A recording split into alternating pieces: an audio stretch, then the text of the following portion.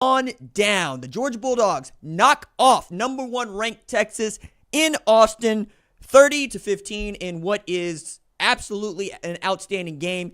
Got out of hand a little bit there toward the second half, but it was Georgia basically from top to bottom on this thing, man. Everybody was apparently at this game. This game featured luminaries from, golf. We're talking about Joe Rogan.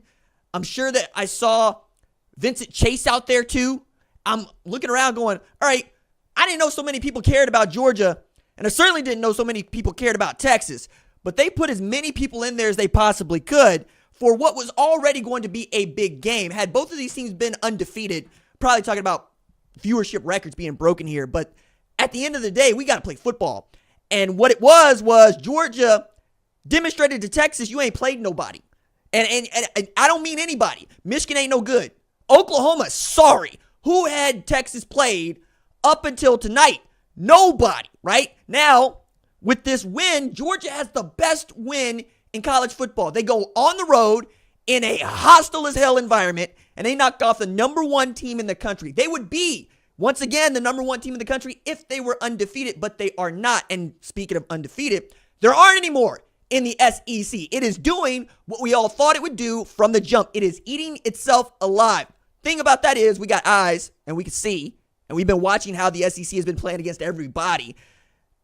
This was a really outstanding effort by the Georgia defense. Jalen Walker Mykel Williams was able to do something to Kelvin Banks that nobody does. Beat him and get to the quarterback. Quinn Ewers didn't know if he was coming or going.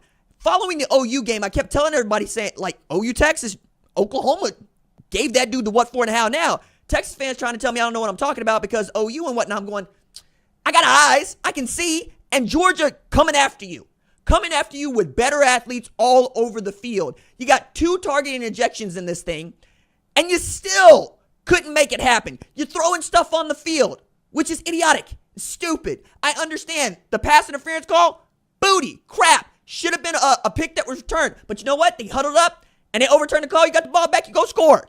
Where are your excuses now? I guess is the thing. If you're a Texas fan, where the hell are your excuses? You pull Quinn Ewers, you put Arch Manning in there because you're thinking maybe if Arch Manning can run away from Mykel Williams, can run away from Jalen Walker, maybe you got a shot. He can't do that because them dudes they got NFL dudes on that Georgia defense every single year. And you know what that means when you an edge or you an inside linebacker? It means that you go run down Arch Manning and you weigh 70 pounds more than he does. You are a freakish athlete chasing down another freakish athlete, but there has not yet been a quarterback at Texas that can outrun a Georgia defense. It's not what it is. So you go back to Quinn Ewers and Steve Sarkisian. I got to tell you, man, third quarter, he got into his bag. He started to actually call some plays. And then they scored 15 in the third quarter, and you're thinking, okay, maybe they got a shot here. Until such time as Carson Beck, who I swear, man, tried to play one of the worst football games of his life up until the end when he picked up that first down himself. He threw 3 interceptions to Texas. I felt so bad for the Texas defense because they played their behinds off, right? Jahdae Barron was making it happen. Andrew Makuba was making it happen. Anthony Hill all over the field. I was having so much fun watching Alfred Collins go at people. And yet and still Carson Beck goes 23 of 41, 3 interceptions in this game, and you still win this game by double digits. Come on now. Trevor Etienne didn't even go off like that. He had 19 carries for 87 yards, 3 TDs. And I thought perhaps we were going to see a little bit more out of the passing attack from Texas, but not that much more. Quinn Ewers finishes 25 43, 2 TDs, and a pick. But this game went about the way that you would expect it to go if it was the SEC championship game, which is kind of how it felt, right? This had a championship air to it, even as you got a number 5 team versus number 1 team. Again, if Georgia had been undefeated, this would have been an all-timer. But as it is, Texas, like Oklahoma, starting to ask that question, what the hell we do going to the SEC, dog? It's going to take some minute. It's going to take some time. As a matter of fact, I thought Shane Beamer did a really great job of underscoring what it's like to be a head coach in this league or your first time in this league. And he was saying, look, this is not the time and this is not the league for you to be going through growing pains. You don't want to be figuring it out in the SEC because every single team you face has an NFL front. Everybody got a dude. Everybody got 4 dudes. Everybody got 7 dudes that can come after you. And it is week after week after week. It's not going to get any easier for Texas. It's not going to get any easier for anybody in the SEC. That is the That is the proper response to finding out that there are no more undefeated teams in the SEC. It's because they're that deep. It's because Vanderbilt can knock off number 1 Alabama. Alabama can knock off Georgia. Georgia can knock off Texas. LSU can hand Arkansas their head after Arkansas beat Tennessee. Tennessee can beat Alabama the same week. It is up and down. It is all around. It's coming at you from all sides. This SEC, baby, yeah, it's kind of getting in me now. You know, when I'm looking at this game and I'm going, oh my God. But I'm having the time of my life because I'm watching defenses actually make these offenses look pedestrian. Finally, somebody started to play a little bit of D and leave it to Glenn Schumann or Kirby Smart to start just hammering it into your face. Texas, this is what it is now. This is what it's going to be. This is all day. This is every day. You know what I'm saying? I hope you enjoyed your 6-0 start. Best start since 2009. I hope you enjoyed it. It's gone now. Now you're going to have to actually go fight people without getting the Texas fight back in you. I can't wait to see some of the normal Texas fans to be in this show and in this chat talking their noise, talking their smack, because y'all need to stop for just a moment. 2 of 15 on third down means you were getting nothing, not a zip, 0 on third and gotta have it. Steve Sarkisian putting it back in Quinn Ewers' hands going, make it happen. Quinn Ewers can't make it happen. Pete Kwiatkowski, I thought called a really outstanding game. But more than that, I got to tip a clap to Glenn Schumann, who I didn't really know was ready for this gig. You know, there have been some times where I'm waiting on Georgia to play a complete game of football because the defense hadn't been up or the offense hadn't been up. And you know what? They still ain't played no complete game of football. That offense was putrid in the passing attack. I don't know what they were doing, but Dalen Everett making it happen. You know what I'm saying? Jalen Walker said, no, I'm here. I'm in your grill. Look, they had 4 turnovers at Texas and 7 sacks of quarterbacks. You were getting nothing, and you were liking it. Judge Smells was the name of that defense, baby. Getting after him like you read about. The one thing that I think is going to go overlooked about this, and the thing that I had been very loud about when I was talking about Texas, is how impressed I was with the lack of depth at running back.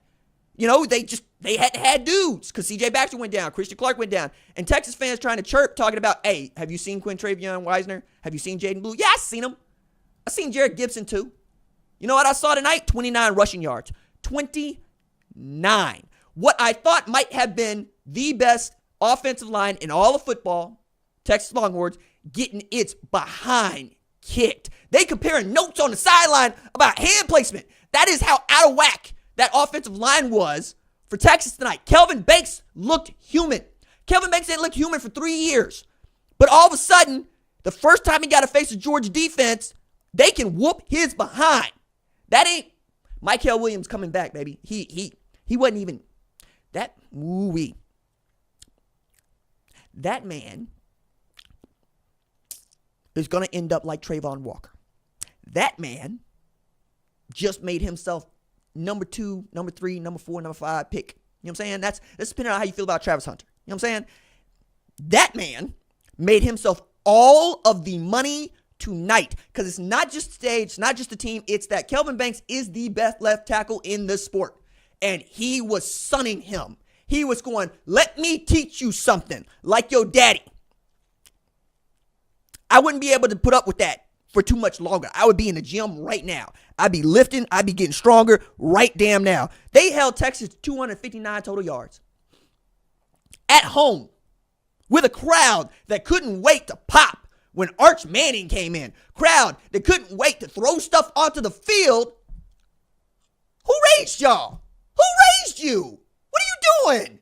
You're embarrassing yourself. You're embarrassing yourself in your renovated stadium where they're paying $5 million for these seats, dog. You know what I'm saying? They throwing $5 million at the field so they can get these box seats. I want the license. I want to keep it forever. All right, cool, bet. Get in the door price. $500, $600? Did you get in the door? What did it cost you? Huh? What mortgage payment did you miss to take this L? What car payment? What private school education is going back to public school because you need to get into this building for this L? I'm saying y'all gonna learn quick, fast, in a hurry. It ain't always gonna go your way. And that's the thing I don't understand about Texas fans. One day y'all gonna get it through your skulls that you was born on third base. Okay? And I can say that because I'm from Oklahoma. Ain't but 4 million people in this state. Everything we got to get, we got to earn. We 4-3, cool, bet, it's all right. But we don't have the resources that you have. And frankly, you got better resources than Georgia. You should be beating Georgia 30-15, not the other way around. But you know what? I didn't want to put it this way, but you look, Texas fans, calm down a little bit, because I see you crying. I see you crying. You're not that soft. No, hold it back. Toughen up. Tighten up. Tighten up. All right? Make sure you go to church tomorrow, and you make sure that you hear from everybody. You raise your head up, and you take your hat off when you talking to people tomorrow. They going to be coming at you. You're going to be seeing Georgia fans you ain't never heard from before. Going to be giving you the what for and how now. You better hold it. You better have your shoulders back and your chest out. I don't want to hear no crying. Hell, but it don't matter no way, you know. You ain't going to win no national championship. Not with this. Not with this. Not at 1 of 5 on 4th down. Not going down 23-0 to an offense that was putrid, that was awful, that was not anything close to. Do you know that Mississippi State made this into a better football game against Georgia than you did? Mississippi State got beat by Toledo, got sunned by Toledo, got stomped out by Florida. They gave Georgia a tougher ball game than you gave to Georgia tonight on national television, network television.